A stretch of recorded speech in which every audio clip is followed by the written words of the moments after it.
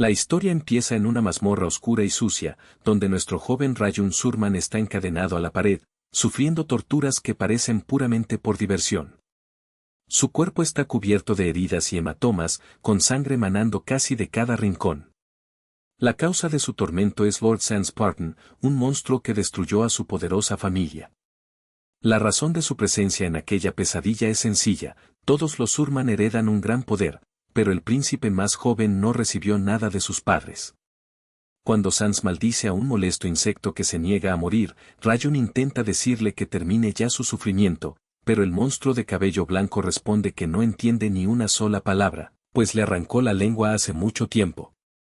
Tras ello, el señor, cansado de jugar, abandona la mazmorra en el tercer aniversario de la caída de la familia Surman. Queda solo allí, incapaz de creer que han pasado ya 3 años. Su familia fue la vanguardia de la humanidad, defendiendo la frontera de la zona oscura, un lugar misterioso donde constantemente aparecen monstruos. Por esa misión honorable, la familia Surman era la más poderosa entre las 5 principales de todo el continente. Sin embargo, un día, su padre y sus hermanos mayores desaparecieron sin dejar rastro, y ese momento marcó su caída. Sanspartan vio en ello una oportunidad perfecta para destruirlos, empleando todos los métodos sucios a su alcance durante el caos. Su verdadero objetivo era la sangre de dragón de los Surman, una bendición especial que solo los descendientes legítimos poseían.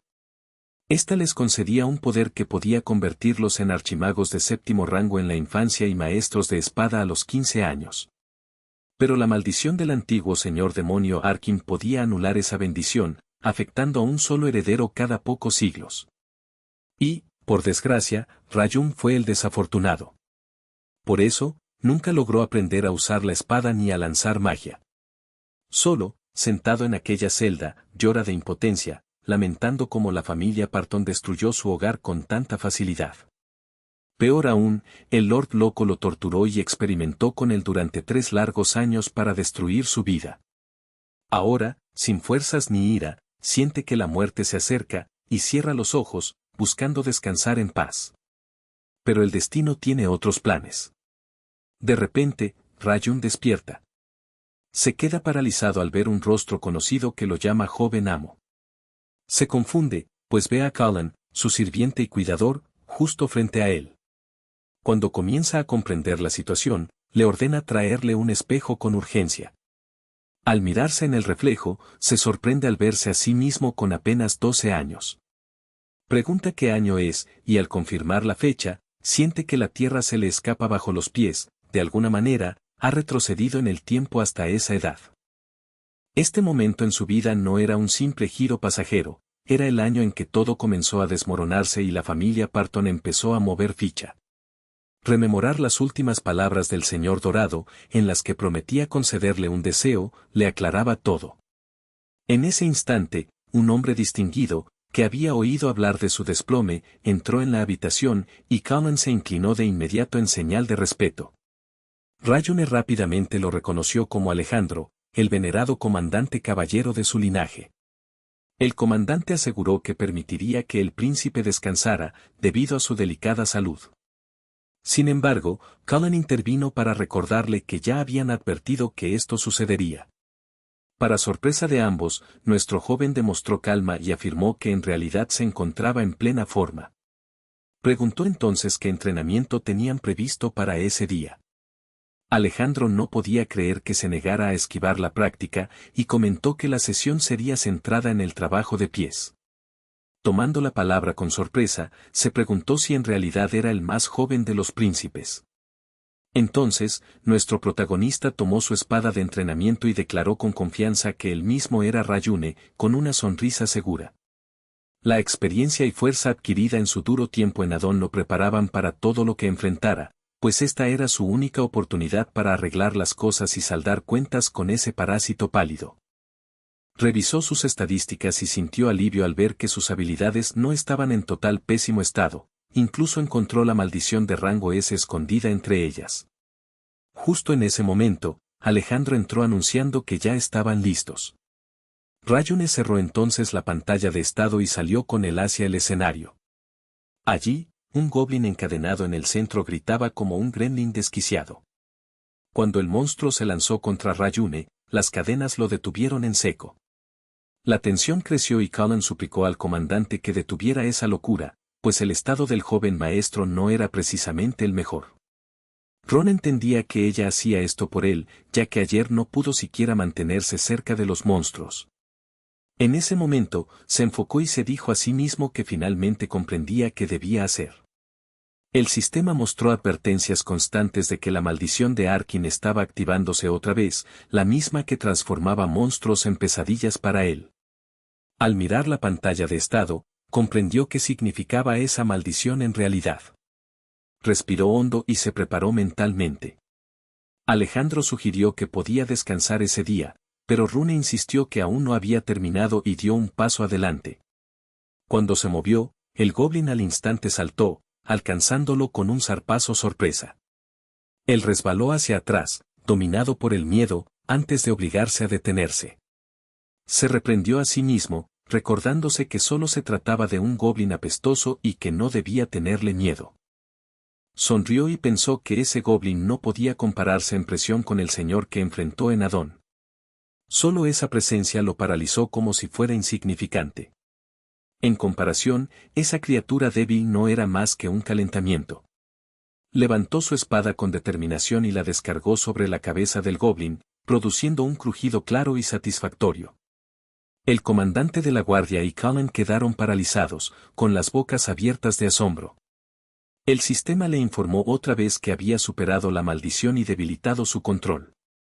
Sus ojos se posaron en la espada agrietada que sostenía y en el goblin aterrado en el suelo. Un nuevo mensaje apareció indicando que ya no sentía miedo hacia los monstruos.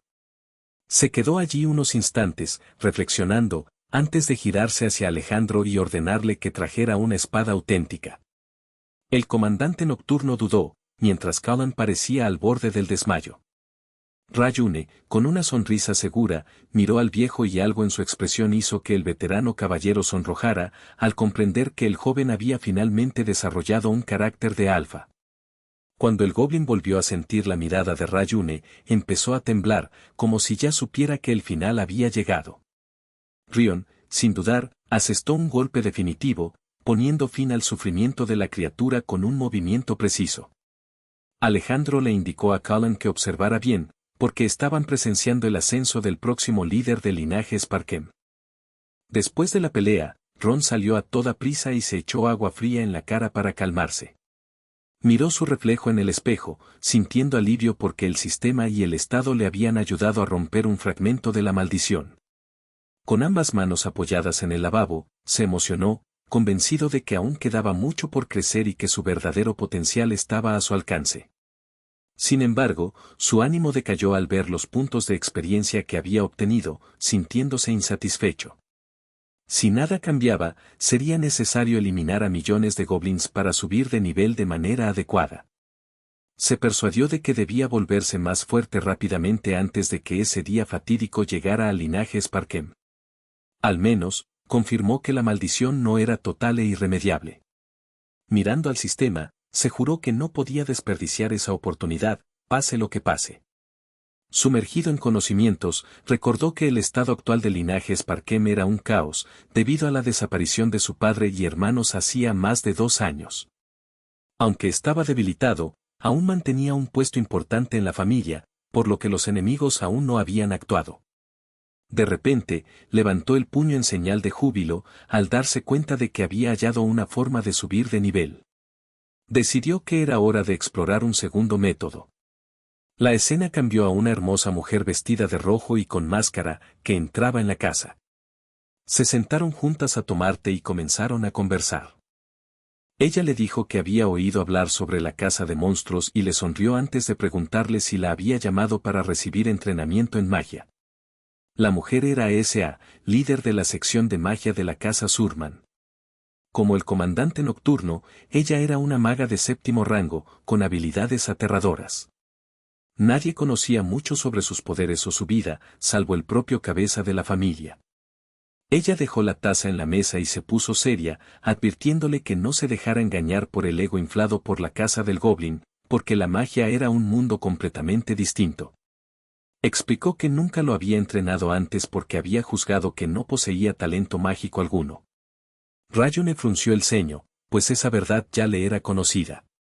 La maldición nunca le permitió siquiera sentir mana, mucho menos manipularlo. Todo cambió ayer de manera inesperada. En ese momento, él respondió con una confianza que ella podía sentir, asegurando que ahora sí podía percibir a Mana. La revelación la sorprendió visiblemente. Sin perder tiempo, Senna apartó el té y creó una imagen de un dragón de fuego impresionante, frío y majestuoso. Luego le dio permiso para abrir lentamente los ojos y verificar si en realidad podía visualizar a Mana. Le indicó que debería ser capaz de reconocer la figura que ella acababa de dibujar en el aire con su magia.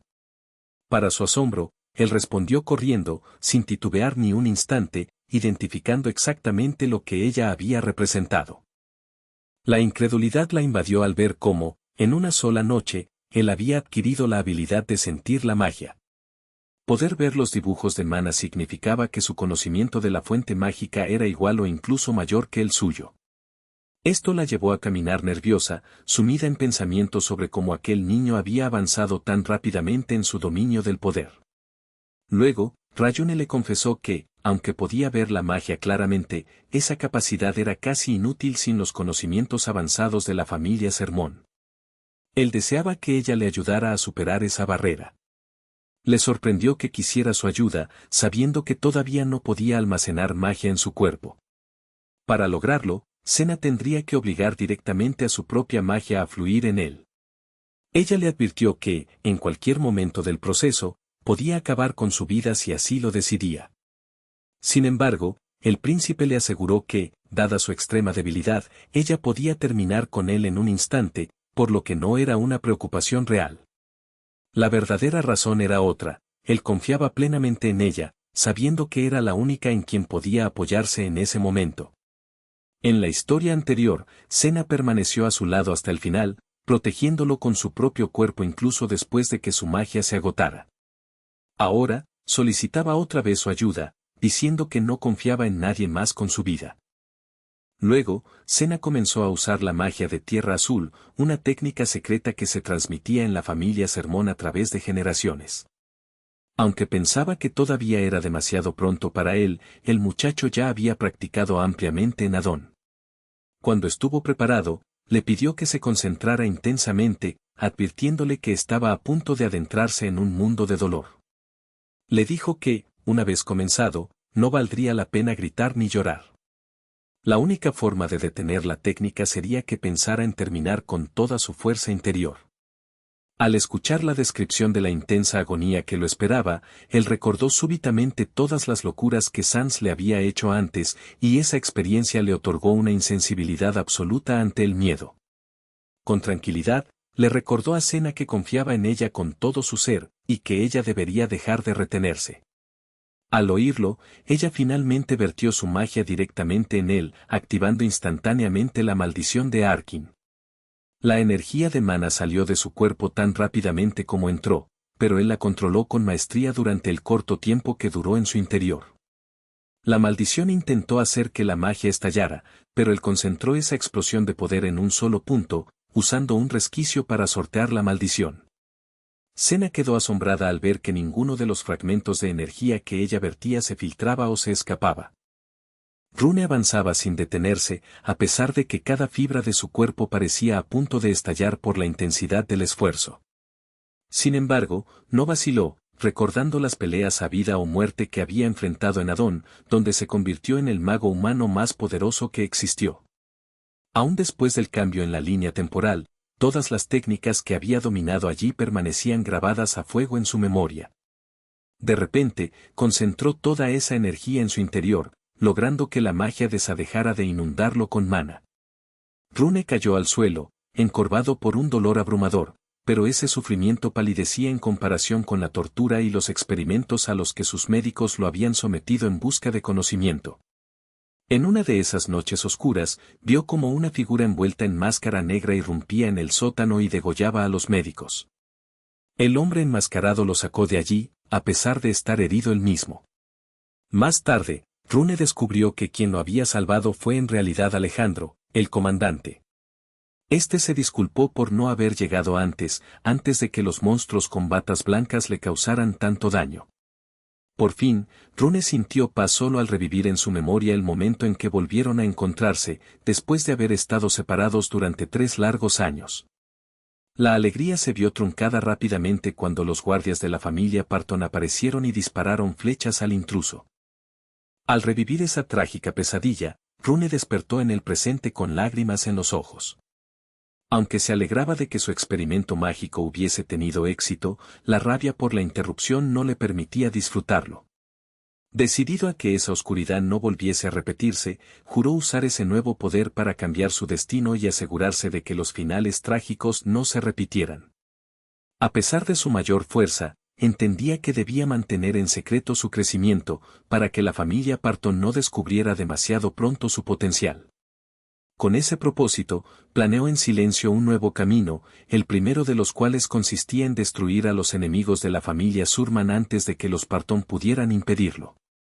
Más tarde, Rune se rasca la cabeza y confiesa que ha fracasado en el proceso de cultivo mágico.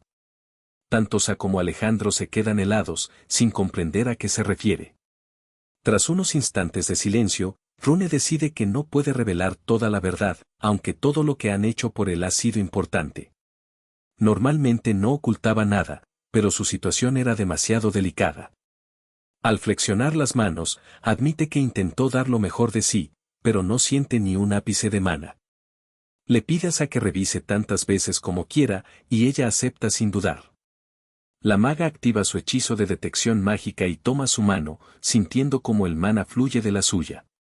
Con rostro sorprendido, afirma que tal resultado es imposible, mientras Rune mantiene una sonrisa tranquila. Cuando ella retira las manos, confirma que no queda rastro de mana en su cuerpo, y sus palabras tiemblan al decir que aquella mañana había sentido mana fluyendo a través de él, pero ahora no hay ni una sombra. Con gesto abatido y frustrado, S.A. se seca los ojos y se aparta, mientras Rune le llama en vano. Al cerrarse la puerta, Alejandro se vuelve hacia él y le recuerda que todavía debe concentrarse en la instrucción nocturna. Nuestro protagonista esboza una sonrisa nerviosa y admite que tampoco puede hacerlo. Argumenta, con poca convicción, que apenas comió después del último entrenamiento, algo que Cullen también puede confirmar. Esa simple declaración hace que la expresión del comandante de la noche se vacíe de color, sumiéndolo en una profunda tristeza silenciosa. Aproximadamente 2 meses más tarde, Cullen irrumpe en la habitación de Rune, llorando y diciendo que no salió esa jornada tampoco. Con sus padres y hermanos ausentes, la dama de la casa asume todas las responsabilidades, manteniendo en pie el orden. Sin embargo, incluso ella comienza a sentir que su resistencia se agota lentamente. Cullen regresa a la cocina, donde los sirvientes le preguntan si el príncipe se ha negado de nuevo a salir. El mayordomo suspira y comenta que ya han pasado 3 meses desde que el joven maestro abatió por última vez a aquel goblin. En la actualidad, ni siquiera responde a Alejandro. Otra doncella murmura que la gente suele perderse cuando intenta cambiar demasiado rápido y que ahora no hay esperanza para él. Cullen, indignado, la reprende y defiende al joven, asegurando que hizo todo lo posible ese día. La chispa en ella se apaga de inmediato cuando, con desprecio, llaman al príncipe por su apodo antiguo, la mala suerte de la familia Surman. En la ciudad, las personas llegaron a llamarlo aún peor, el inútil despojo de la familia Surman. Al escuchar esto, su leal doncella salta y le recuerda que solo tiene 12 años, pero el mayordomo le responde que en una nobleza, las expectativas son todo. Otra sirvienta revela que casi todos los sirvientes están renunciando uno tras otro, y que incluso él tiene pensado dejar de trabajar pronto. Luego pregunta a Cullen qué decisión tomará, pero ella permanece en silencio. La escena se traslada a Rayun, quien disfruta tranquilamente de un filete a punto medio, consciente de que la calidad de las comidas empieza a deteriorarse. Esto le indica que todo está a punto de volverse un caos. En lugar de alarmarse, sonríe como un diablo, pensando que las cosas se están moviendo exactamente como él desea. Reflexiona que en el pasado habría tratado desesperadamente de arreglarlo todo, terminando por agotarse. Pero la nueva versión de sí mismo es diferente. Ha decidido mantenerse en silencio y hacer creer a sus enemigos que es débil e indefenso. Y cuando se presente una oportunidad, atacará sin piedad, destruyéndolos a todos. Recuerda que la caída de la familia Sermón comenzó cuando su cabeza desapareció y la búsqueda nunca regresó. Los hermanos mayores también desaparecieron en circunstancias similares y su financiación se evaporó lentamente. El campo de entrenamiento, que antes rebosaba de actividad, hoy solo cuenta con unos pocos caballeros débiles. Las familias poderosas que alguna vez esperaron formar lazos con ellas, también las abandonaron en silencio. Sin embargo, a Rayun no le preocupa demasiado la situación, porque la tranquilidad y el silencio le permiten vivir su vida secreta con comodidad. A pesar de ello, seguía insatisfecho por la lentitud con la que la familia se deterioraba y quería acelerar el proceso. En ese momento, Cullen irrumpió en la habitación gritando que era hora de entrenar y que el comandante nocturno le esperaba. Su ánimo se desplomó de inmediato y le manifestó que también quería saltarse la sesión ese día. Cullen no aceptó su negativa y le arrebató las sábanas, tirándolas con fuerza. Lentamente, se acercó a él con una determinación firme, para luego levantarlo en brazos en modo de vestido de novia. Con expresión seria, lo salió de la habitación y aseguró que jamás abandonaría a esa familia. Mientras tanto, nuestro protagonista simplemente disfrutaba de la comodidad del traslado. Más adelante, en los campos de entrenamiento, Alejandro lo reprendió por manejar la espada con pésimos movimientos. Le reprochó que blandir la espada era una tarea sencilla. Rayun solo suspiró, pensando que el anciano aún no renunciaba a él. Deseaba pagar esa lealtad algún día, pero no podía permitir que alguien descubriera que entrenaba en secreto. Incluso utilizaba una habilidad de cambio de cuerpo para ocultar su verdadera figura, aunque todavía era débil en ese aspecto. En ese instante, el sistema le informó que su resistencia había aumentado, y sus ojos se abrieron de par en par. De inmediato, ideó una excusa para ir al baño y salió corriendo, dejando atrás a un comandante de caballería desconcertado. Al mirarse en el espejo, constató que la habilidad se rompía cuando se movía demasiado rápido. Abrió su ventana de estado y sonrió al ver que su entrenamiento oculto comenzaba a dar frutos. Pensó que pronto alcanzaría el nivel 20 y planeaba usar esos atributos para desbloquear la clase de fantasma, igual que en el Golok, además de fortalecer sus otras clases. En ese momento, observó a Alejandro hablando con alguien y se preguntó si había llegado un visitante sorpresa. Reconoció al hombre como Truño, el gerente general de la familia Sermón, quien se disculpó por interrumpirlo. Truño le entregó un pergamino, lo que hizo sospechar a Rayune que esta vez la situación era diferente. Sin embargo, los eventos no habían cambiado. Alejandro ya intuía lo que ocurría. Mientras nuestro héroe leía la carta, supo que el segundo príncipe del reino de Darren, Cao, lo invitaba a la celebración del cumpleaños del príncipe. El joven maestro sonrió satisfecho al ver que la última pieza de su plan encajaba. Pronto, nuestro príncipe partió hacia la fiesta de cumpleaños de los Darren, aún medio dormido. La noche anterior, Cullen se divirtió mucho disfrazándose con él para parecer lo más elegante posible. Ella también quiso acompañarlo a toda costa, pero no pudo, al igual que sus otros oficiales. La comandante nocturna fue enviada a controlar un ataque repentino en la frontera, en una ofensiva completamente inesperada. Mientras tanto, Sa tuvo que partir de urgencia al recibir la orden de su madre de regresar a casa de inmediato. Todo eso dejó a un joven de 12 años, sin muchas habilidades sociales, enfrentándose solo a representar a toda la familia Surman. Truño le aseguró que no debía preocuparse demasiado, ya que la familia Darren no sería lo suficientemente tonta como para intentar algo arriesgado. Rion consideraba que esa especie de protección solo valía para la familia Surman en el pasado. Por lo general, simplemente enviaban un representante para asistir a eventos superficiales, pero en su situación actual, el joven señor debía presentarse en una celebración como cabeza oficial de la familia. Aunque no le agradaba, sentía que aún era responsable del rápido declive que se había iniciado. Varias horas después, su carruaje se detuvo frente a la residencia de los Darren. Allí, encontró a Cao Darren y a un numeroso grupo de sirvientas aguardando para recibirlo con respeto.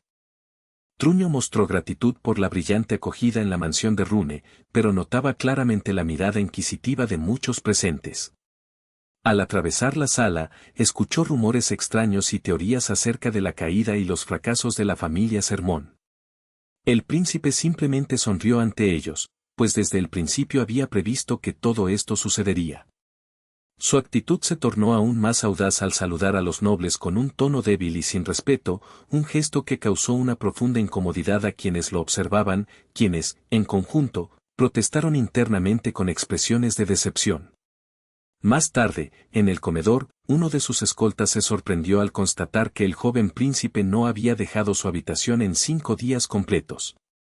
La razón de llegar con una semana de antelación era fortalecer relaciones, pero el capitán del grupo advirtió que no había que tener muchas esperanzas, citando la catástrofe que Rayune había causado durante aquella recepción.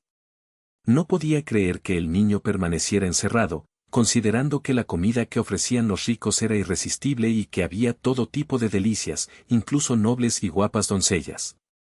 Justo entonces, un hombre entró y ordenó al capitán que reuniera a sus hombres, pues el joven señor finalmente asistiría al banquete. Celebraron la noticia, felices de no perder la oportunidad de participar en lo mejor.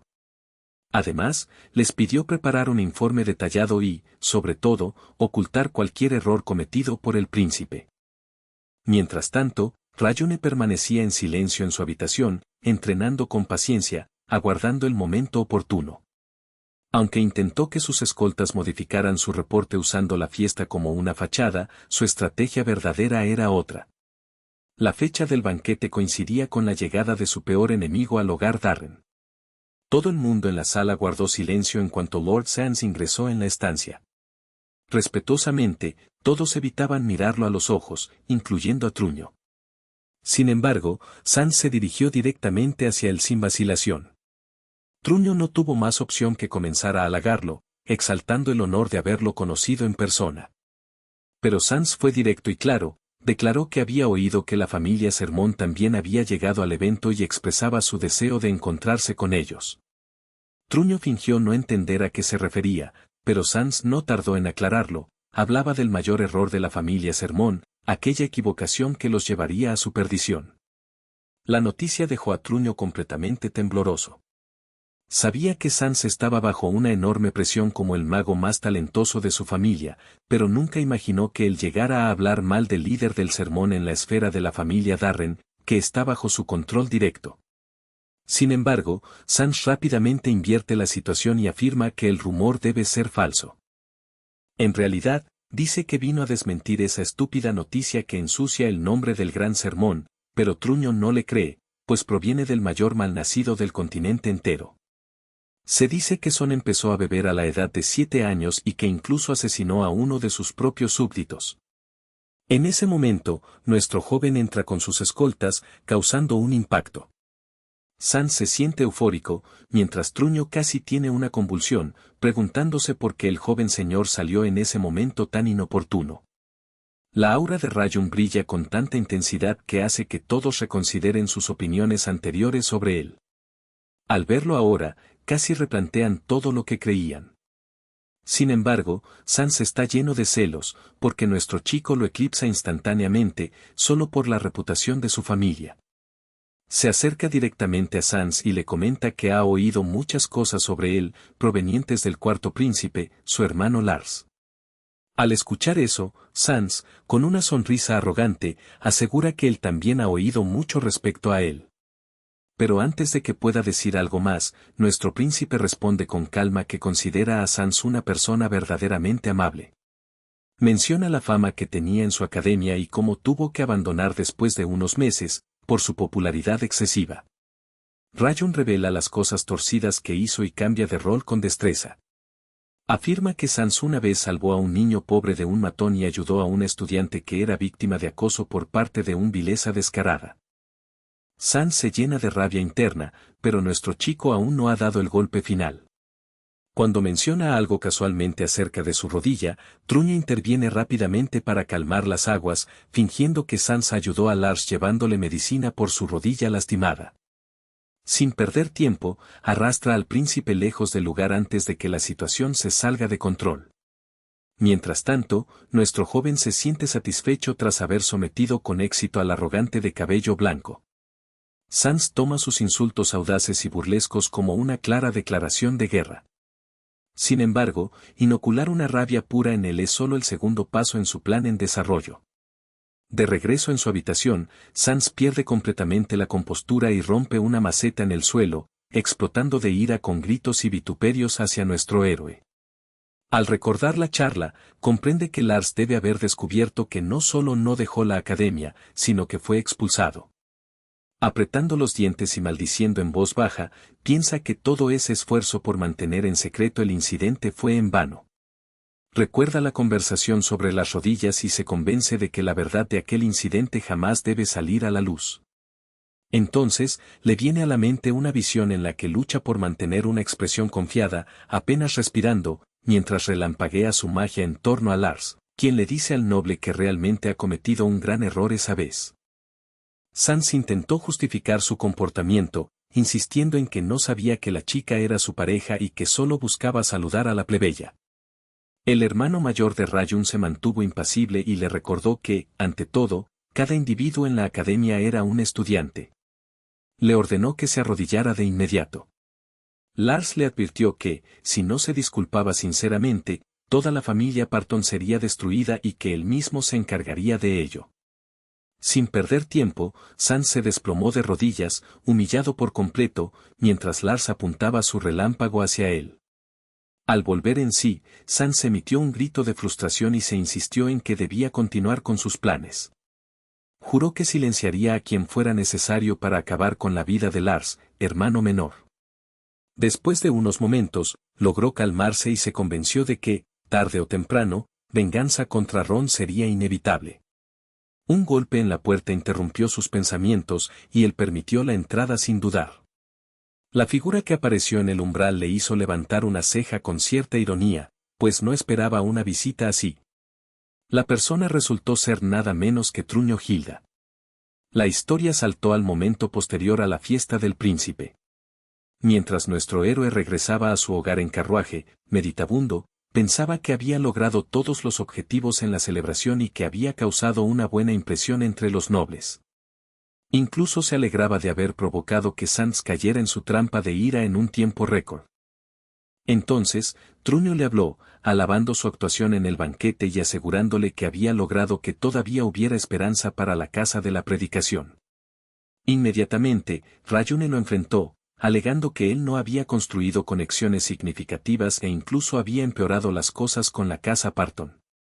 El gerente general se corrigió rápidamente, admitiendo que su discurso en contra de Sans había sido, en realidad, excepcional.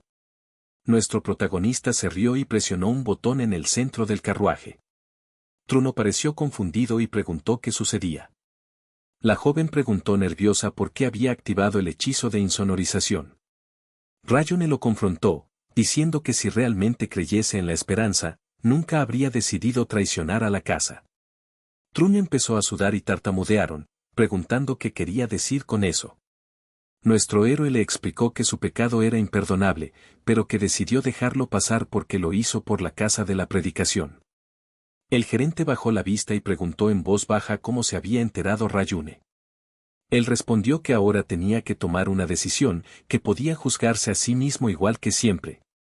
La carreta avanzaba rápidamente mientras Rayune revelaba un plan secreto que había estado ocultando. La idea impactó al gerente, quien quedó paralizado, sin poder creer cómo alguien como él pudo concebir algo así. Luego, enterró la cara en las manos y rompió en lágrimas, expresando que en ese mismo instante quería gritar con orgullo. Rayune pareció satisfecho con la elección del hombre y le informó que ya habían salido del dominio de la capital. Truño lo mira nuevamente, sorprendido por cómo ese joven puede mantener la calma en un momento tan crítico. De repente, se da cuenta de que no es una sonrisa en el rostro del joven, sino una expresión de feroz intención asesina. En ese instante, el carruaje se detiene bruscamente y un caballero que va a su lado ordena al cochero que continúe el camino. Observa cómo el conductor está tendido sin vida y apenas esquiva una flecha que dispara hacia su rostro.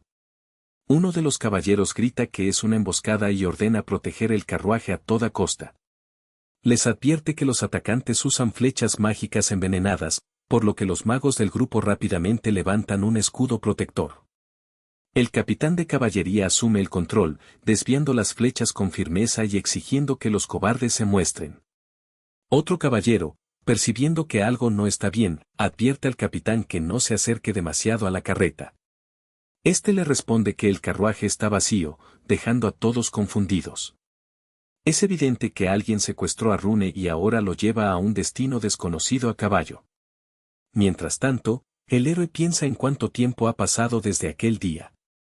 Rememora su vida pasada, cuando fue raptado y su familia invirtió recursos para buscarlo. Esa búsqueda fue la que, en última instancia, provocó la caída de la familia Sermón. Sin embargo, ahora, al conocer el futuro, Rune confía en que puede cambiarlo. Por eso, después de reencarnarse, no se esforzó por salvar a su familia, pues sabía que otros nobles acudirían en su búsqueda. La estrategia era hacerles pensar que era un completo fracasado. Pero, a diferencia de otras familias, la familia Parton no elimina a los más fuertes, por lo que Rune se asegura de que intenten acabar con él eventualmente. Afortunadamente, Sans Parton, hijo de dicha familia, ha caído en su trampa, lo que seguramente le obligará a actuar durante su regreso a la capital. Impulsado por ello, el joven ha preparado un plan junto con Truño, quien en realidad fue enviado por los Parton para capturarlo. Mientras yace tras Truño montado en el caballo, Rune le ordena actuar según lo acordado, prometiéndole que lo perdonará después. Paralelamente, el protagonista trabaja en subir de nivel, habiendo llegado ya al nivel 20.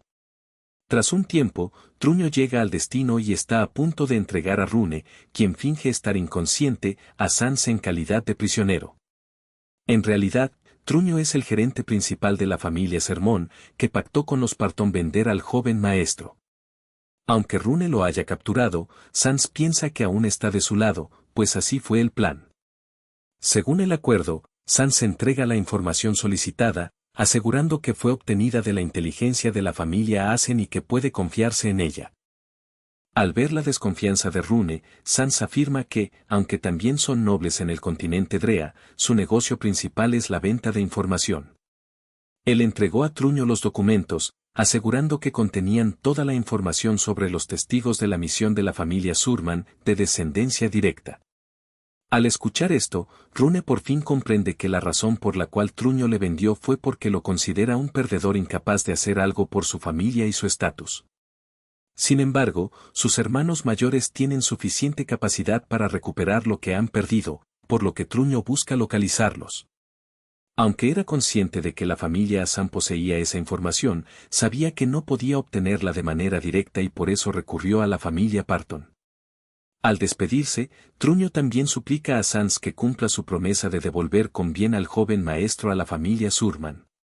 Tras la partida de Truño, Sans y sus sirvientes se acercan a nuestro héroe, y uno de ellos pregunta si debe matarlo. Sin embargo, Sans Parton afirma que no hace falta, puesto que su familia pronto lo abandonará, ya que ahora todos lo consideran culpable. Para llevar a cabo su plan principal, Sans necesita regresar a su hogar. La escena continúa y nuestro protagonista despierta, encontrándose encadenado. Sans está frente a él, burlándose de su deplorable condición, calificándolo como un hijo inútil de la familia Sermón. Aunque Rayun está al tanto de todo, actúa con ingenuidad y le pregunta a Sans por qué está allí. A lo que Sans le responde que ha sido secuestrado, y nuestro héroe le advierte sobre las consecuencias, pero Sans se ríe, creyendo que Rayun no es más que un perdedor. A continuación, Sans le da una patada en la cara, asegurando que su padre y hermanos ya habrán muerto. Además, se burla de él, diciendo que Truño lo vendió a la familia Parton a cambio de información sobre los testigos del secuestro de su hermano, con la esperanza de encontrarlos, pero nadie intentó salvar a Rion, que es un inútil en sus ojos. Luego, desafía a su rival, afirmando que la guerra entre ambas familias apenas comienza y que este secuestro será solo el primer paso. En ese momento, Rayune lo mira fijamente y activa la energía del círculo mágico, dejando a Sans demasiado atónito para hablar. Aunque sigue encadenado, Rayune declara que ha esperado este día desde su regreso a esta vida. La luz verde de su magia ilumina el lugar, pero nada sucede. Sans se burla nuevamente, enfrentándose a su oponente, quien, en respuesta, activa el círculo de silencio, cortándole toda capacidad de hablar. Sin la posibilidad de conjurar hechizos, su magia también fracasa. Sopqueado y aterrado, Sans ataca a Ryune con un rayo de fuego, que no requiere palabras mágicas. Confirmando que fue ordenado por el líder de su familia, quien no desea que Ryune muera, Sans utiliza un segundo círculo de magia, justo aquello que el protagonista había anticipado. Sin embargo, Sans comete un error, en su estrategia, pensaba atacar la pierna del joven para que su padre no pudiera reaccionar. Pero después de analizarlo detenidamente, Ryune activa la interferencia de maná, causando que todos los ataques de Sans sean inútiles y desperdiciados. Al ver esto, Sans saca una daga y, justo cuando está por atacar a nuestro héroe, Ryune logra liberarse de las cadenas con facilidad. Sin dudarlo, el protagonista utiliza magia paralizante, dejándolo inconsciente. Tras un tiempo, Sans despierta, pero ahora se encuentra atado a las mismas cadenas, mientras Rune se sienta frente a él, con la daga en mano y liberándose de esas ataduras. Sans cree que las cadenas son simplemente ordinarias y sin magia, por lo que intenta romperlas con facilidad. Sin embargo, al hacerlo, su cuerpo recibe una descarga eléctrica potente, provocándole un dolor intenso. Ryune se acerca y le explica que ha trazado círculos mágicos sobre su cuerpo, una técnica prohibida que consiste en dibujar los símbolos directamente en la carne, activando así la magia por medio del aflujo sanguíneo. En su vida pasada, a nuestro joven también le aplicaron esa misma técnica. Primero, usaron magia de despertar para impedir que durmiera, y después le hicieron soportar un dolor insoportable al grabarle cicatrices en la piel. Preguntándose cómo Rune posee tal conocimiento, Son manifiesta que, hasta donde sabe, Ryune no debería tener permitido usar mana. Sin embargo, nuestro protagonista ha entrenado intensamente desde su resurgir, aprovechando su experiencia pasada. Tras obtener las píldoras de mana 3 meses atrás, practicó todas las habilidades posibles, aprovechando además un secreto que aprendió en Adón, que cada habilidad tiene un circuito y un principio, y que el mana se inyecta en ese circuito único en cada individuo para activarlo. Solo los jugadores expertos, como él, conocen la existencia de estos circuitos. Gracias a esta comprensión, logró dominar habilidades en su segunda vida sin dificultad. Además, Ryune visitó previamente ese lugar en secreto para memorizar su estructura y localización, facilitándole la captura de Sanson. La estrategia original era invertir el proceso de la circunferencia mágica, pero ahora Rune planea hacer que Sans sufriera el dolor real. Tras torturarlo un tiempo, Rune se prepara para marcharse, pero Sans le detiene. Al volver, el héroe afirma que puede escapar antes de la llegada de la familia de Sans, prevista para dentro de una semana. Sans queda sorprendido por la certeza en sus palabras y Ryune le explica que escuchó cómo ordenaba a sus sirvientes regresar en ese plazo. El joven sabe la verdad, por lo que Sans intenta negarlo, asegurando que en realidad llegarán en cualquier momento. Pero el protagonista intuye que miente, pues si eso fuera cierto, Sans intentaría mantenerlo allí para matarlo, en lugar de admitir la verdad. Aunque Sans intenta convencerlo de lo contrario, Ryune ya ha tomado la decisión y se marcha, prometiendo volver al día siguiente. Se prepara así para la llegada de la familia Parton, que llegará en una semana. Después de 7 días, los subordinados se encuentran frente al lugar donde están Sans y Rune. El líder pregunta si alguno de ellos ha contactado con Sans durante ese periodo, y uno responde que, aunque no tuvieron contacto con el joven maestro, han observado todos los pasos y movimientos en ese sitio a lo largo de toda la semana. El líder entonces ingresa en el edificio siguiendo la orden del jefe de traer de inmediato al niño de la sermón. Aunque algunos intentan acompañarlo, él les sugiere que se queden atrás. Al bajar las escaleras, nota algo extraño, pero al pisar el círculo mágico, es atacado de inmediato. Para defenderse, levanta una barrera protectora. Sin embargo, entonces se da cuenta de que algo le ha ocurrido al joven maestro.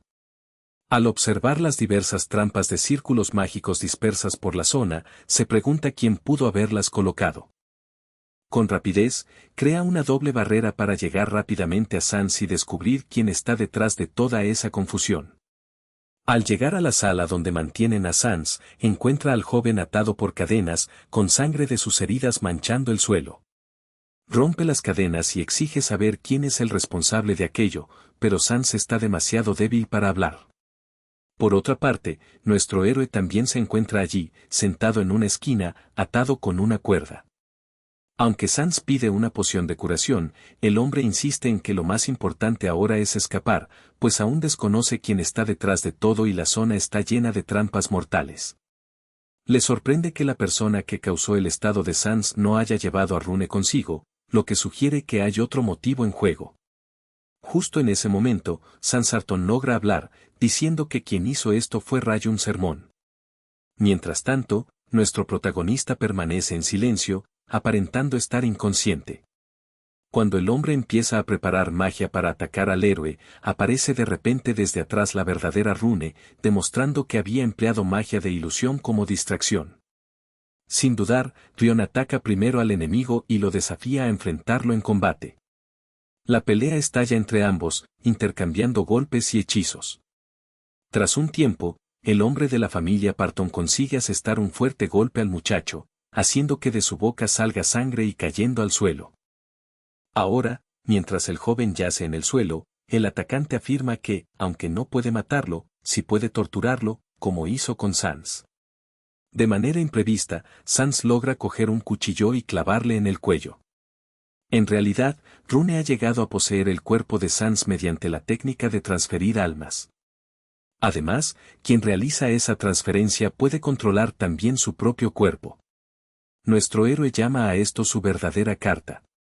Tras ello, el enemigo fallece. Entonces, nuestro protagonista saca una poción de curación y se la vierte sobre sí mismo. Continúa insobornable, celebrando haber acabado con el archimago más poderoso de la familia Parton. Poco después, el sistema notifica que su nivel ha aumentado a 15, tras completar la misión. Aunque aún intenta comprender cómo subió de nivel de forma tan rápida, por ahora sabe que debe ocuparse de otra cosa primero. Luego, arrastra el cuerpo del archimago a una habitación aparte y lo coloca sobre una cama de madera, con planes evidentes de qué hacer a continuación. Un circuito permanece conectado al alma de la persona, lo que significa que aún puede usar su maná mientras esté dentro del cuerpo de Sans. Al retirar su maná, nuestro protagonista reduce su nivel para cumplir con los requisitos de la clase oculta del asesino, la sombra. Finalmente, Rayun logra esta hazaña. Sin embargo, aún le quedan 2 intentos disponibles, y en el segundo logra también la transformación exitosa. Aunque originalmente la estrategia preveía limitarse a esto, tras derrotar al archimago, Rune decide intentar una tercera evolución para obtener la clase oculta conocida como fantasma. Esta es una clase muy poderosa que fue fundamental para que Adon alcanzara la máxima fuerza, y nuestro héroe confía en poder lograrla también. La condición principal para acceder a ella es la magnitud del alma, pero Rayune no duda en asumir ese riesgo. Sin perder tiempo, inicia el proceso de la tercera evolución. Tras mucha dificultad y sacrificios, incluyendo ofrecer su propia alma, finalmente logra la transformación. Justo cuando el sistema está a punto de notificarle la adquisición de la clase oculta, nuestro protagonista siente una ansiedad intensa. Afortunadamente, logra el éxito, convirtiéndose en portador de la clase fantasma en nivel máximo. Esta clase es algo desconocido para él, pero deduce que debe ser similar a la clase de fantasma regular. Con este logro, Rayune vuelve su atención al objetivo original. Derrotar al archimago también formaba parte del plan, ya que durante la ascensión a la clase de fantasma, su poder se incrementaría notablemente. Luego, nuestro héroe activa la creación de un Lich, un poder que normalmente requiere un nivel 70 en nigromancia, aunque también puede ser utilizado por un mago de séptimo círculo. La invocación fracasa, por lo que el sistema activa en su lugar una creación especial de no muertos. Poco después, aparece enfrente de Rune una criatura humanoide. Tras la creación, el sistema le pregunta cómo desea nombrarla, pero de repente, una explosión sacude la escena y pone en alerta a sus subordinados. Tras un tiempo, nuestro héroe, aún en el cuerpo de Sans, sale del edificio con el cuerpo de Rune sujeto sobre su hombro. Al salir, explica que el archimago los traicionó y fue responsable de todo. Aunque logró aprisionarlo con un artefacto, les exhorta a apresurarse antes de que la vinculación se rompa, ya que su intención es devolver a Rune a su familia. Montando en un caballo, ordena a los demás que mantengan recluido al archimago hasta que puedan enviar ayuda, prometiendo una recompensa si tienen éxito. Mientras se aleja a galope, esa es la última vez que ven al joven maestro. En la hacienda de la familia Parton, los sirvientes reportan la situación a Ferris, un mago del séptimo círculo. Cuando alguien menciona que todavía no han encontrado al archimago, Ferris pregunta si alguien más tiene conocimiento del paradero. Al confirmarle que no, ordena su ejecución. La razón es que, aunque temen que si se difunde la desaparición de Sans, la familia Parton podría verse implicada en la captura del hijo de los Surman, las consecuencias serían catastróficas. En ese momento, se escucha un disturbio en el exterior, pues alguien del clan Surman ha llegado y está asesinando a los sirvientes de la familia. Ferris le grita que se vaya, pero el hombre insiste en que no partirá hasta averiguar qué sucedió con el joven maestro, Ryune. Las recientes explosiones en el edificio, la desaparición del muchacho durante una semana y el campamento de la familia Parton apuntan a su implicación en el secuestro del joven noble. Para desviar las sospechas, Ferus afirma que desconocen lo acontecido y menciona que su propio joven maestro, Sans, también está desaparecido, sugiriendo que busquen a ambos en conjunto. Sin embargo, el visitante no le cree y le ordena mantener silencio. Truño, presente en ese momento, ora en silencio para que la situación permanezca tranquila. Desde el frente, una mujer, llamada así, manda que todos guarden silencio y la tilda de traidora, pero por la intervención de Ryune, que ha hablado en defensa de su causa, se le concede cierta indulgencia. En ese instante, Truño menciona que Rune debía dejar solo unas pocas pistas que únicamente la familia Sermón podía encontrar.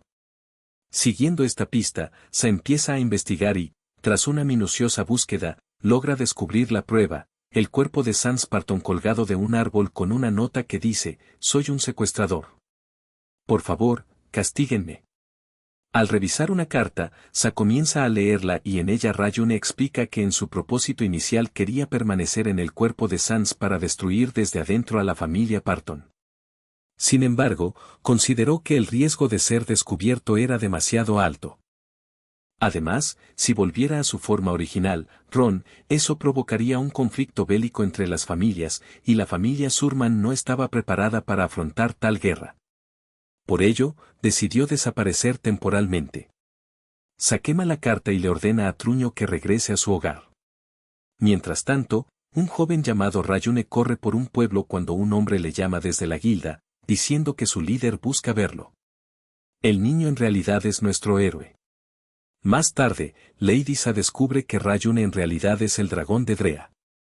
3 meses después, en Paynton, capital del reino de Painstroy, se extienden rumores sobre el enfrentamiento entre la casa Parton y la casa Surman. La causa fue un traidor de la familia Parton, que secuestró al heredero del linaje Surman. Posteriormente, la familia Surman tuvo que aceptar una compensación de Parton, aunque nunca lograron hallar ni al culpable ni al joven secuestrado. Esto generó dudas sobre las declaraciones de los Surman, quienes alguna vez fueron una familia legendaria, pero ahora estaban en decadencia. En la guilda de asesinos Martin, Sap Fuire, encargada de la sucursal en Paynton, observa la situación con atención. Nota que la familia Surman parece necesitar más el dinero de la compensación que realmente buscar a su heredero.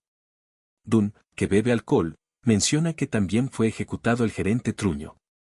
Sap Fuire explica que Truño había colaborado con el traidor, por lo que Alejandro, el maestro de espadas, cumplió con la ejecución sin demora, decapitándolo.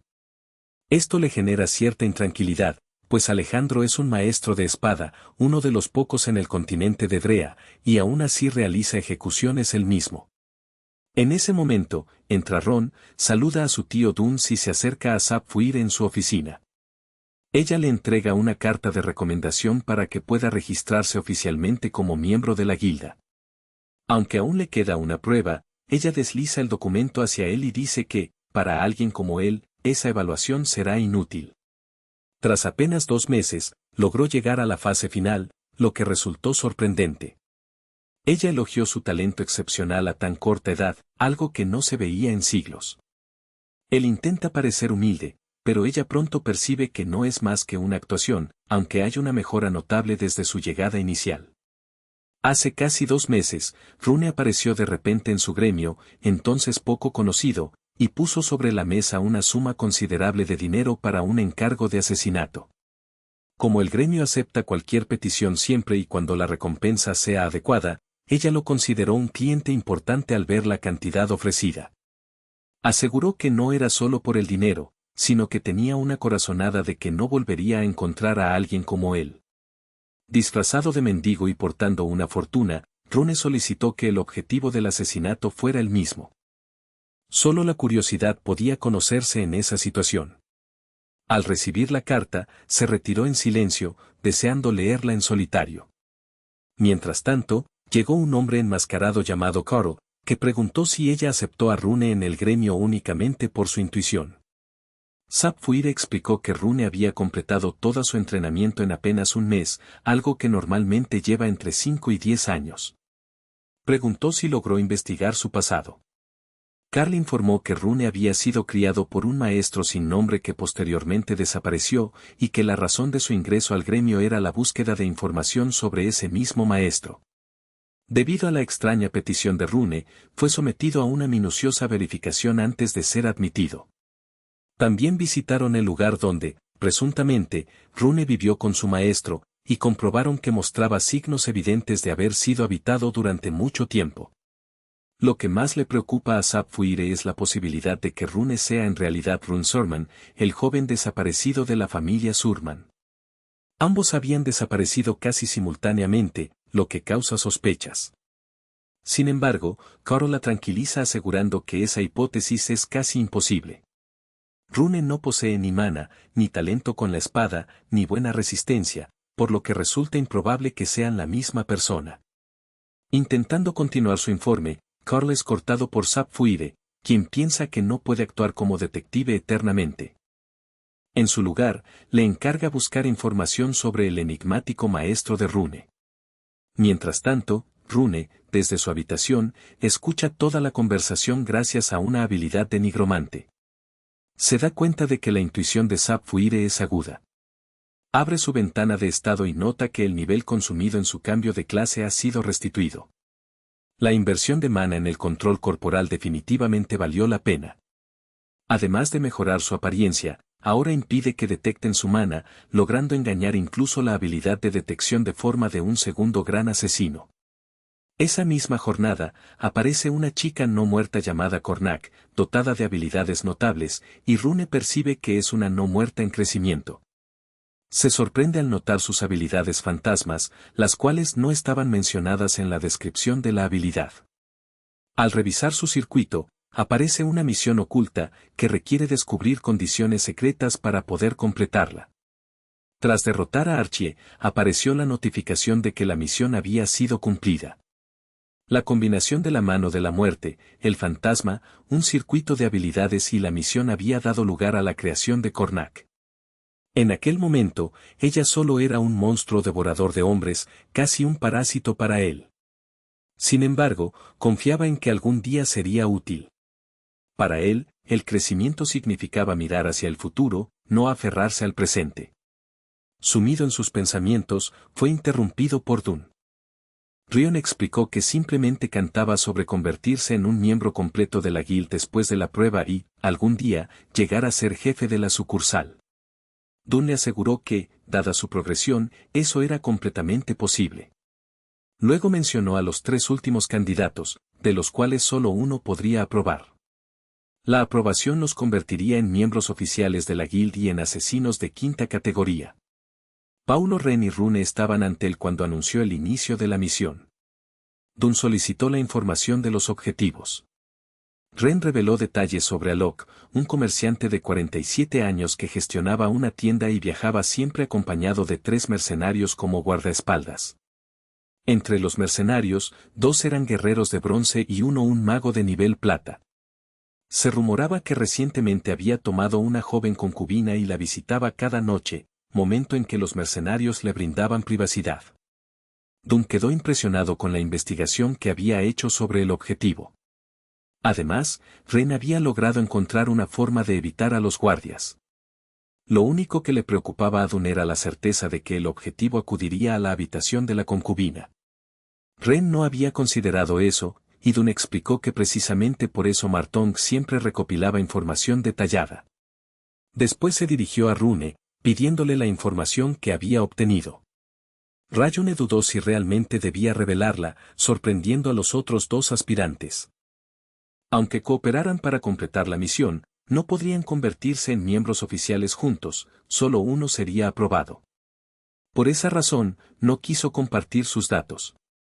Los otros dos, al entenderlo, se irritaron, convencidos de que habían hablado demasiado pronto. En definitiva, solo eran colegas. Ryune incluso negó esa relación, asegurando que en el entrenamiento nunca se habló de ello. Dune aprobó la actitud de Ryune como la mentalidad correcta y les recordó que debían concentrarse en su prueba. Descartar o usar a los demás cuando fuera necesario formaba parte de la naturaleza de un asesino. Preguntó si los otros tenían algo que añadir, y en silencio negaron. Dune declaró el comienzo de la prueba de asesinato y todos salieron corriendo. Le vino a la mente el momento en que Ryune mismo tuvo que ser asesinado. La misión tenía un plazo de 3 días y se desarrollaba en Painton. Una condición especial era que debían registrarlo como un aprendiz de nivel especial en la sucursal de Martong en Painton. Los asesinos se rieron pensando que podrían encontrar a Rune en 10 minutos, pero en realidad fracasaron. No lograron localizarlo en los 3 días completos, halagando indirectamente las trampas y trucos de Ryune. Al concluir ese periodo, Rune recibió entrenamiento de Sapphire, quien había cumplido su promesa. De regreso al presente, Rune reflexiona que convertirse en un asesino formal no es sencillo. La prueba que enfrenta ha sido marcada por la máxima dificultad, y él podría estar comenzando algo que quedará registrado en la historia. Mientras tanto, Pala logra sortear con éxito la magia y los dispositivos mecánicos de alarma, evitando a los mercenarios, aunque no esperaba encontrarse con más de ellos en su camino. Ren, por su parte, logra ocultarse y le agradece a Pala, ya que sus acciones le salvaron la vida. El objetivo ha sido blanco de innumerables intentos de asesinato, por lo que su escondite predilecto es la habitación de la esposa principal. La esposa está furiosa con él por tener una concubina y por atraer a los asesinos, pero él insiste en que no fue su culpa y que la habitación está equipada con dispositivos de seguridad. Desde la azotea, Ren escucha la conversación y decide eliminar a 5 soldados comunes para poder avanzar de frente. En ese momento, la esposa de Alok amenaza con un cuchillo, furiosa por las infidelidades y por cómo él utilizó el dinero familiar.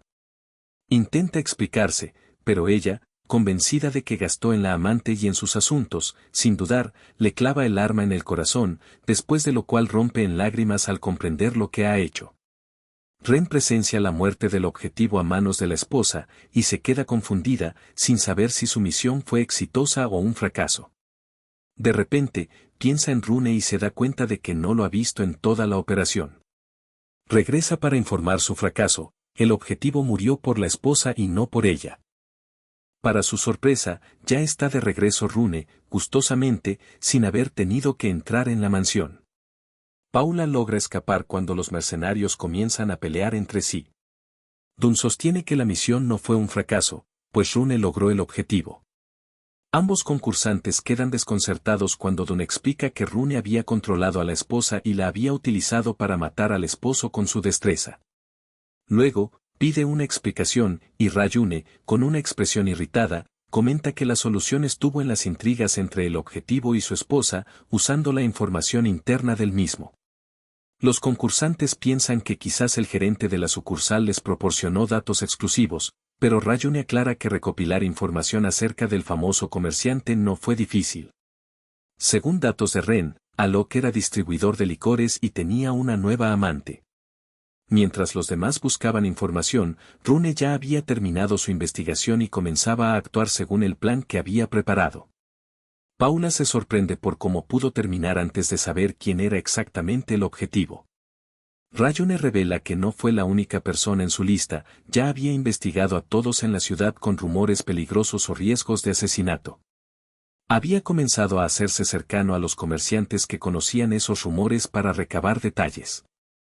Después de completar su entrenamiento en apenas 2 meses, fue capaz de prepararse para eliminar a cualquier posible objetivo con antelación, como si revisara un libro para un examen menor. Sin importar quién fuera el destinatario, se encargaba de todo con anticipación, perfeccionando cada detalle. Durante sus investigaciones, descubrió que alguien albergaba un profundo resentimiento contra Alok, su esposa principal, Callie. Se puso en contacto con ella justo en el momento en que su esposo la maltrataba constantemente y le enseñó una forma discreta de contratar a la guilda de asesinos para que ejecutara la tarea en secreto. Mientras el objetivo ignoraba a su esposa y mantenía relaciones con otras mujeres, él seguía manejando sus negocios con el dinero que Callie heredó de su familia. Ella lo odiaba lo suficiente para desear su muerte, pero al mismo tiempo, no quería que muriera. Por eso, él le sugirió que si contrataba a mercenarios adicionales y reforzaba la seguridad, su esposo simplemente se asustaría y se mantendría alejado. En el último momento, cuando corría hacia la habitación de Callie, Rayune ya le había aconsejado que fingiera que la supuesta trama de asesinato era obra de la amante y su pareja, con la esperanza de que él recuperara la razón y volviera a ella.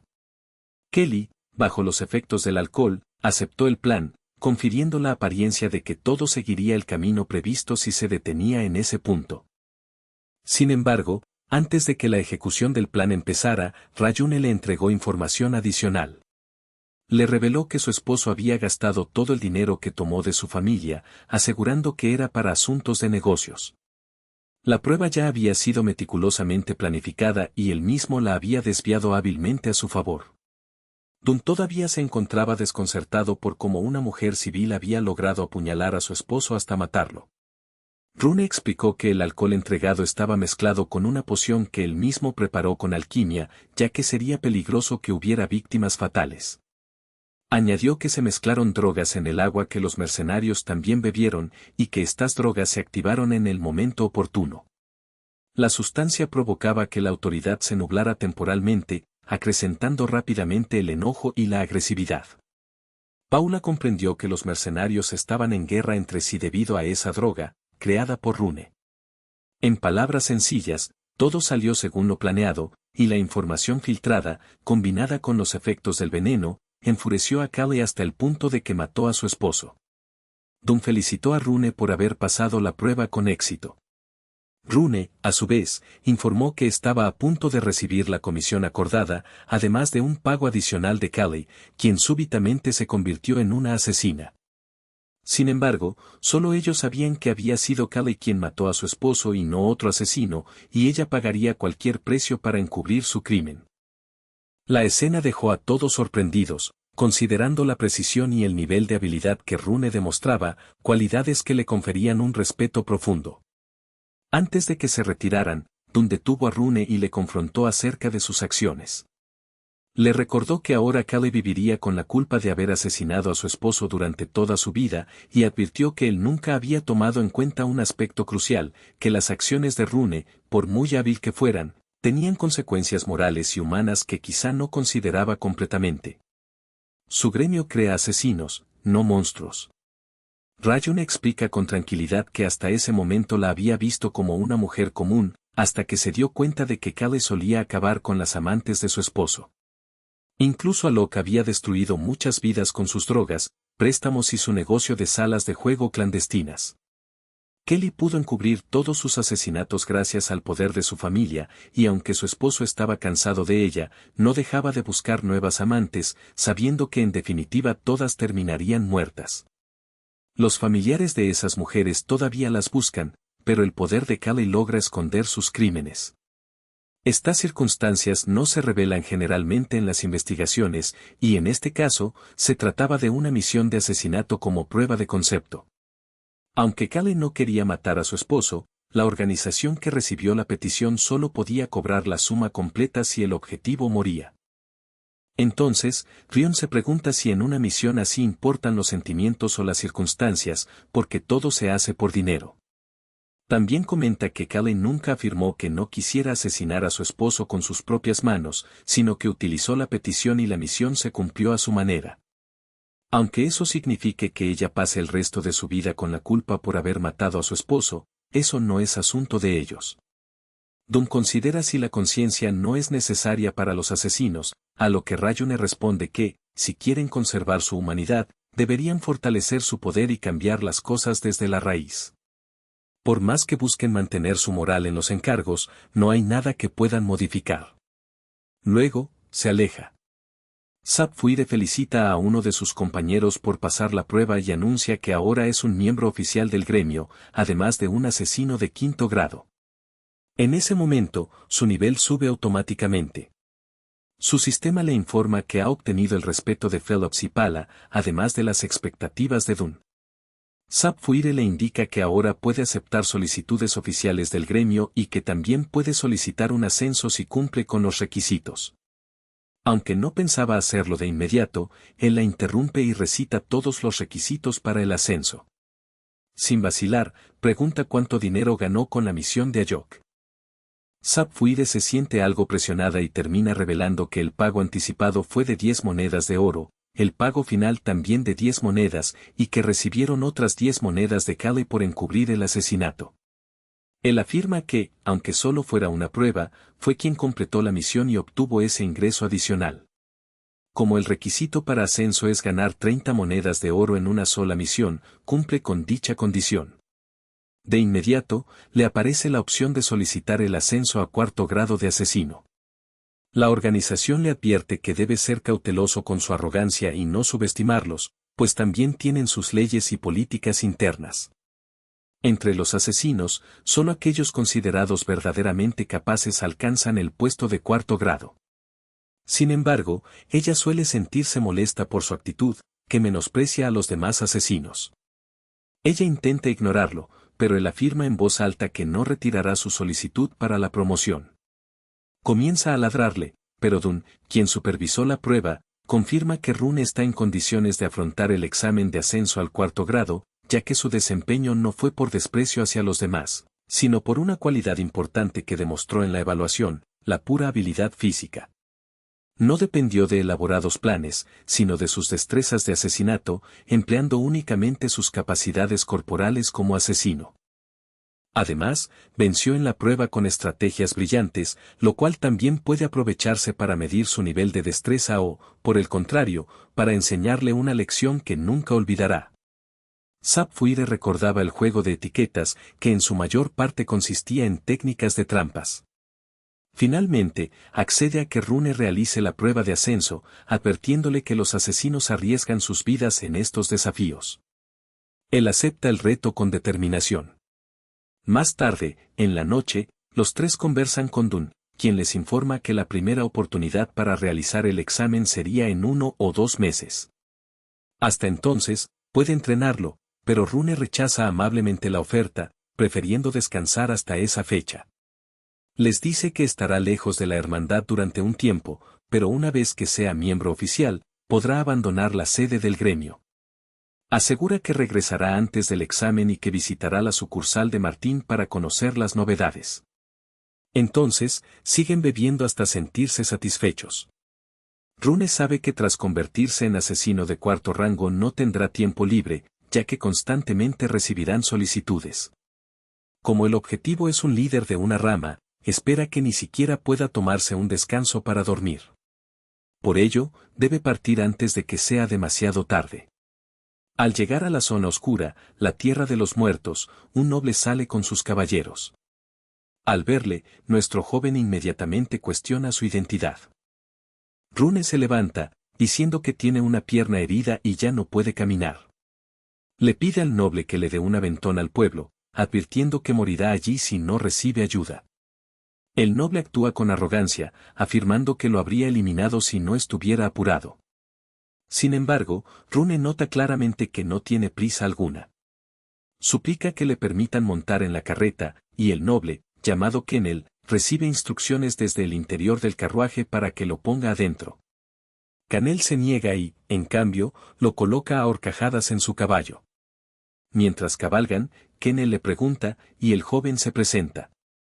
El noble comenta que solo está vivo gracias a la joven que va en el carruaje y que ha tenido suerte de encontrarse con ella. Pero Raya sabe que no fue suerte, sino pura planificación. La joven fue enviada desde Rose, sangre relacionada con la familia Rose, portadora del escudo de la rosa. Solo con ese propósito, eliminó todos los peligros antes de partir y averiguó que la comitiva de la familia Rose seguiría la misma ruta que él. Vivía en silencio en las tierras lejanas de Feinstroy, lejos del bullicio de la capital. Sin embargo, todo cambió cuando la familia Rosa se desplomó de manera abrupta, obligando a su última representante a exiliarse. Él sabía que solo quedaban algunos nobles menores en la frontera y que los acompañantes no eran verdaderos caballeros, sino soldados privados de la familia que habían recibido el título de caballero de manera honoraria. Hasta donde había investigado, la caída de los Rosa parecía estar estrechamente vinculada a la familia Surman. Uno de los caballeros se preguntaba por qué la familia Surman se involucraba en aquel desorden, mientras otro sospechaba que los ingeniosos Surman habían asesinado al cabeza de los Rosa para cubrir sus vínculos secretos. Esa revelación hizo que Rayun se sorprendiera profundamente. Tras una pequeña parada, aquel día aprendió que la ruina de los Rosa surgió a raíz de un conflicto reciente entre las familias Surman y Parton, ambas pertenecientes a diferentes reinos, Darren, en el que residía Surman, y Festroy, el territorio de Parton. El hijo mayor de la familia Rosa había sido aliado de una nación rival y se convirtió en caballero de la familia Surman, marcando el inicio de su vínculo. Mientras cumplía sus deberes en la zona oscura, fue asesinado por una criatura monstruosa, y la familia Rosa recibió de la familia Sermón una ayuda significativa en ese momento.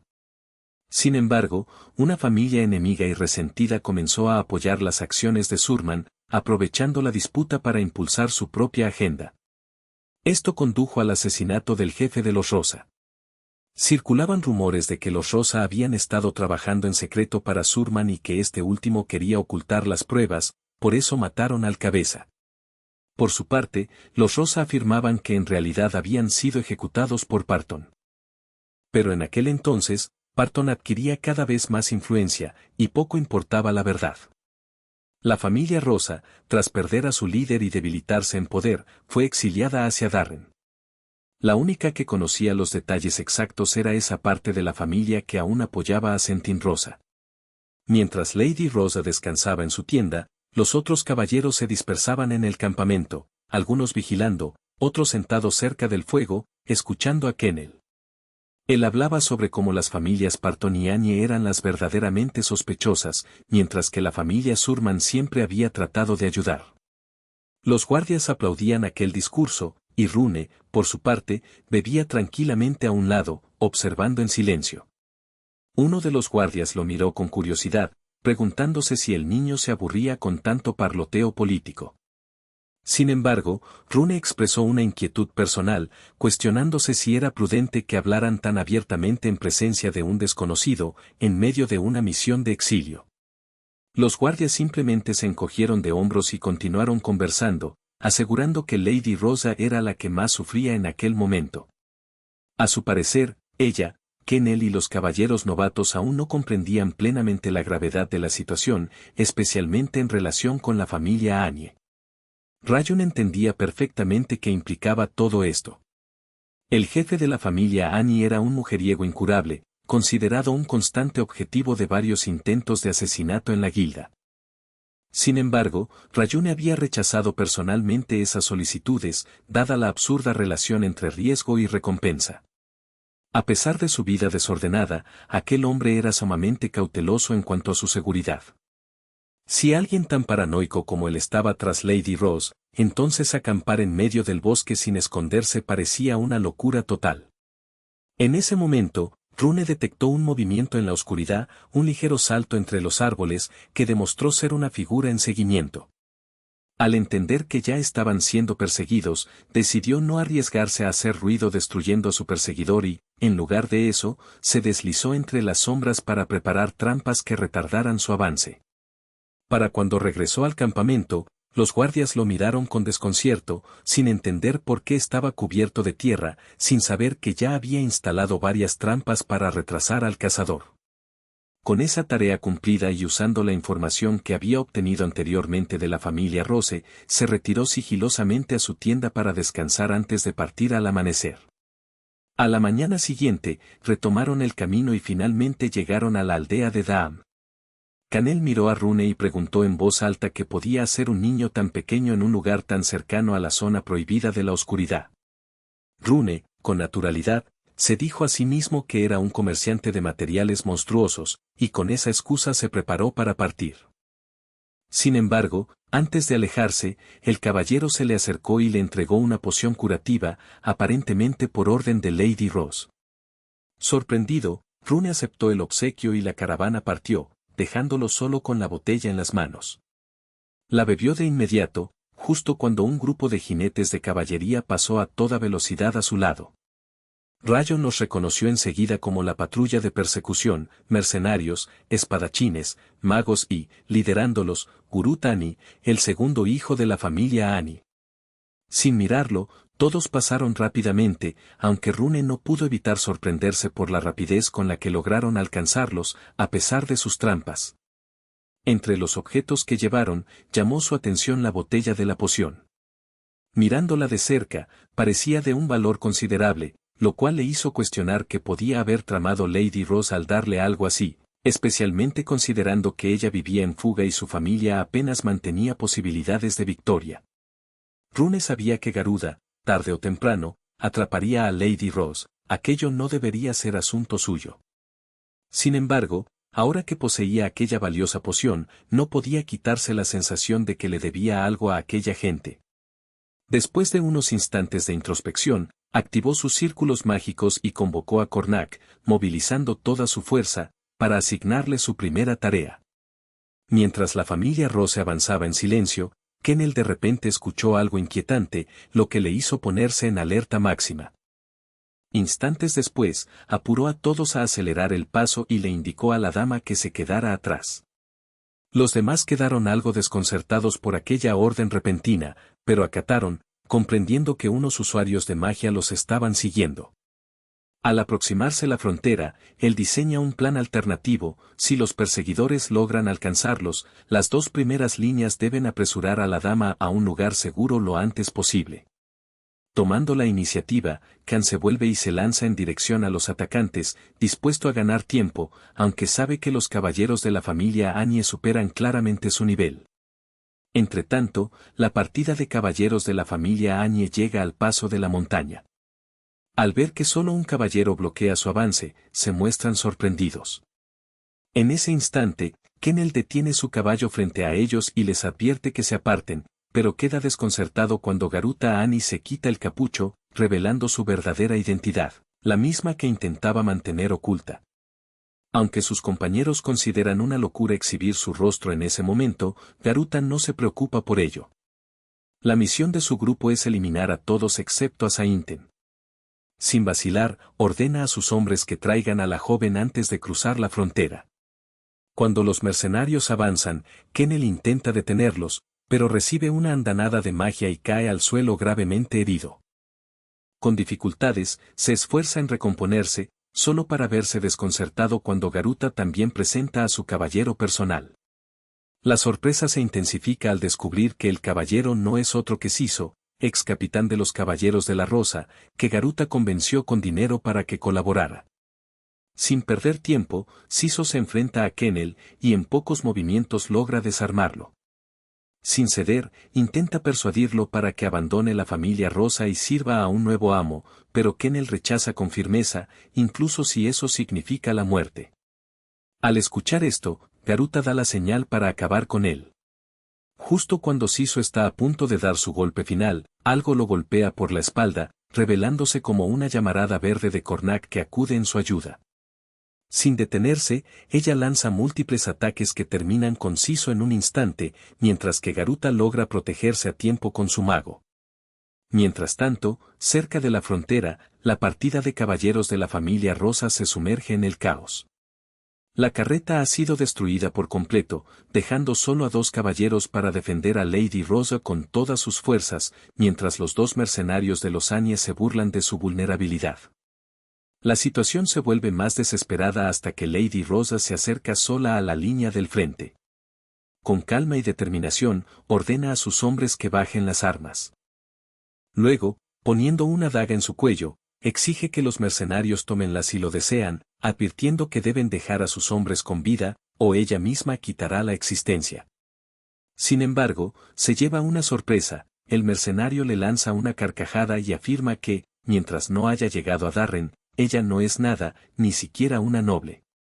En ese instante, uno de los mercenarios aparece rápidamente por detrás, arrebatándole la daga y preparándose para mostrarle lo que significa desafiar a un usuario de magia.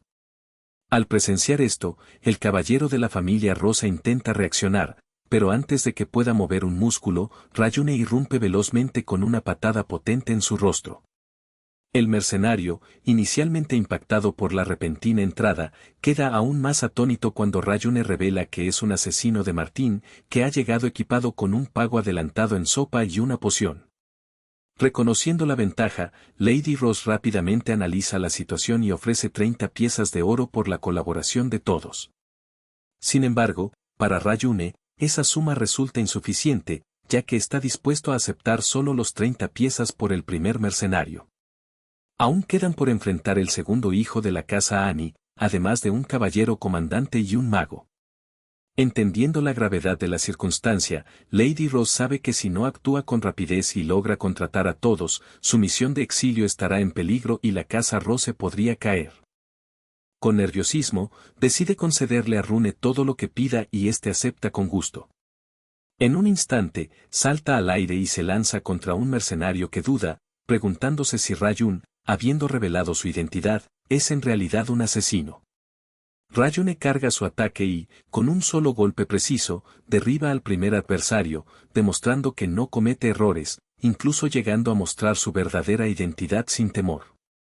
Así comienza la primera victoria de Rune en Martin, a un coste que lo deja todo en la balanza.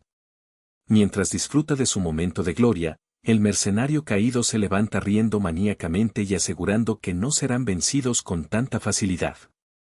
Antes de que Ryune pueda reaccionar, el mismo que había abatido primeramente, dirigiéndole un ataque, intenta herirlo con su espada.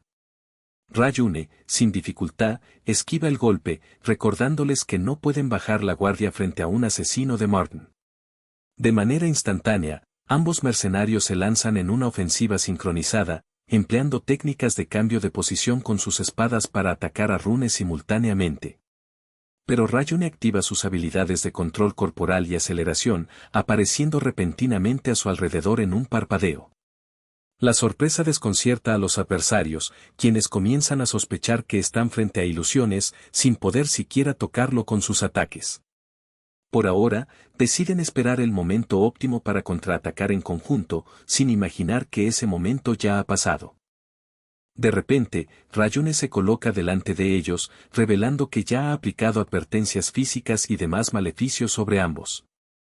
Antes de que puedan reaccionar, y en su momento de vulnerabilidad, él los atraviesa con su espada en una demolición sanguinolenta.